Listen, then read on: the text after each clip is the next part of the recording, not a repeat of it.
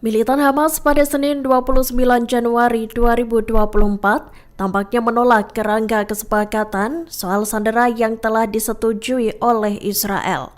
Pihaknya mengatakan bahwa Hamas tak akan menerima kesepakatan apapun, kecuali hal itu berkaitan dengan penarikan semua tentara Israel dari jalur Gaza. Dikutip dari The Times of Israel, Hamas menyatakan hal itu bersama dengan Front Populer untuk Pembebasan Palestina. Keduanya bersikeras bahwa serdadu Zionis harus menghentikan agresinya di jalur Gaza. Selain itu, prajurit Israel juga harus menarik diri dari Gaza sebelum kesepakatan pertukaran terjadi. Seorang pejabat senior Hamas menyatakan bahwa pihaknya ingin adanya gencatan senjata secara menyeluruh. Namun diketahui bahwa Israel juga telah menolak mentah-mentah tuntutan gencatan senjata menyeluruh yang diinginkan Hamas. Diberitakan sebelumnya, para negosiator Israel telah menyetujui proposal kerangka kerja untuk kesepakatan pembebasan sandera. Dalam proposal itu terdapat perjanjian yang akan membuat semua sandera Israel dibebaskan.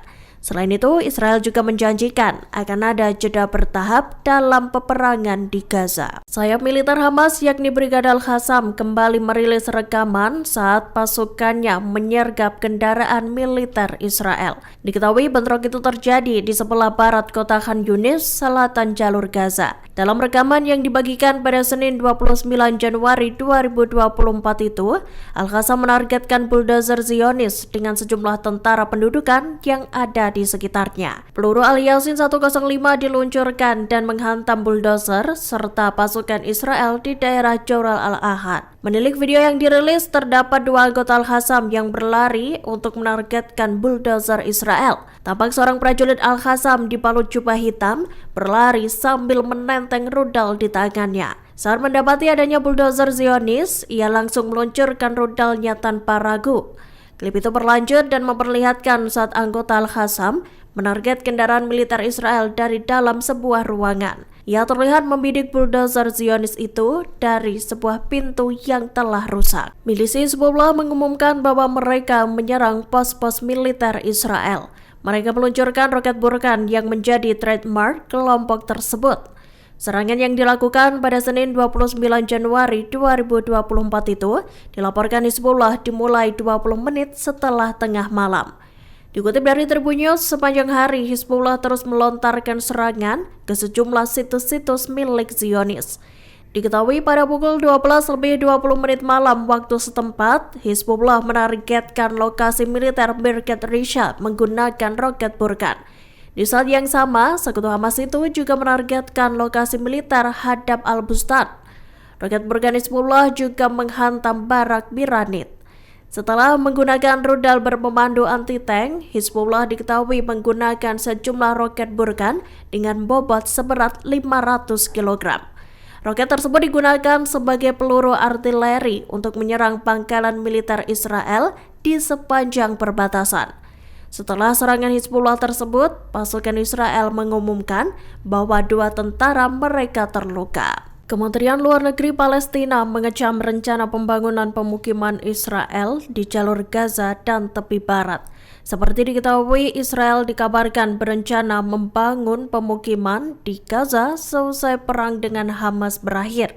Kemenlu Palestina mengatakan organisasi pemukim Israel adalah bukti niat Zionis terhadap pendudukan, kolonialisme, dan apartheid.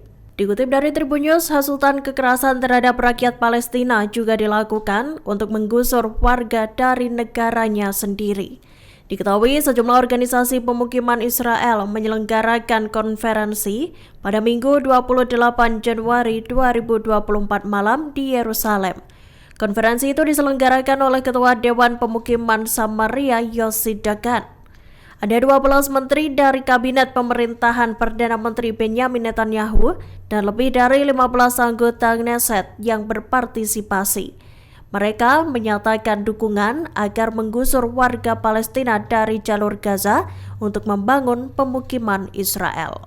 Sebuah dokumen intelijen Israel mendorong sejumlah negara menghentikan dana bagi Badan Bantuan PBB untuk Palestina atau UNRWA. Hal itu seiring dengan adanya tudingan dari Israel yang menyatakan ada sejumlah staf UNRWA yang terafiliasi Hamas. Para staf itu dituding ikut melakukan penculikan dan pembunuhan selama perang berkecamuk. Dikutip dari Arab News, Israel menuduh sekira 190 karyawan UNRWA, termasuk guru, telah merangkap sebagai militan Hamas atau Jihad Islam. Dokumen itu juga memuat nama serta foto 11 orang di antaranya. Menanggapi hal itu, Palestina menilai bahwa Israel telah memalsukan informasi untuk mencemarkan nama baik UNRWA. Informasi itu berkaitan dengan pernyataan bahwa UNRWA telah memecat sejumlah staf dan sedang menyelidiki tuduhan itu. Diketahui 1 dari 11 orang yang tertera di dokumen merupakan seorang konselor sekolah. Ia dituding memberikan bantuan yang tak disebutkan pada putranya dalam penculikan seorang wanita selama penyusupan Hamas.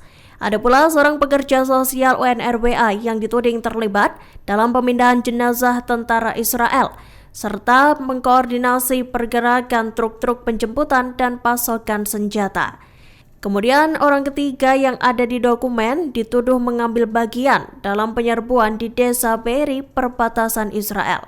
Orang keempat dituding ikut dalam serangan di pangkalan militer Reim.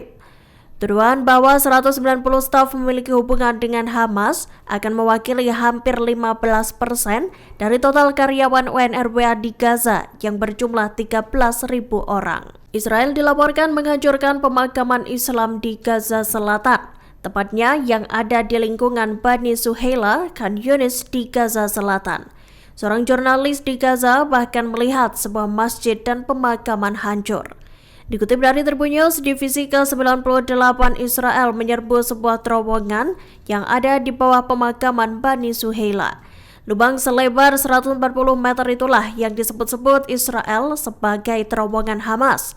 Saat menyelidiki terowongan itu, tentara Zionis alias IDF menemukan bahan peledak, pintu geser, dan pintu anti-ledakan. Mereka juga mengklaim telah menghabisi militan Hamas yang ada di dalamnya.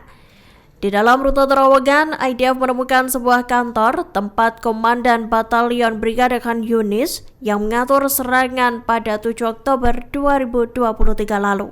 Selain itu ditemukan pula ruang operasi, pusat komando dan kontrol, serta tempat tinggal para pejabat senior Hamas. Terowongan tersebut merupakan bagian dari labirin bawah tanah yang kompleks dengan panjang 1 km dan kedalaman 20 meter. Download Tribun X sekarang, menghadirkan lokal menjadi Indonesia.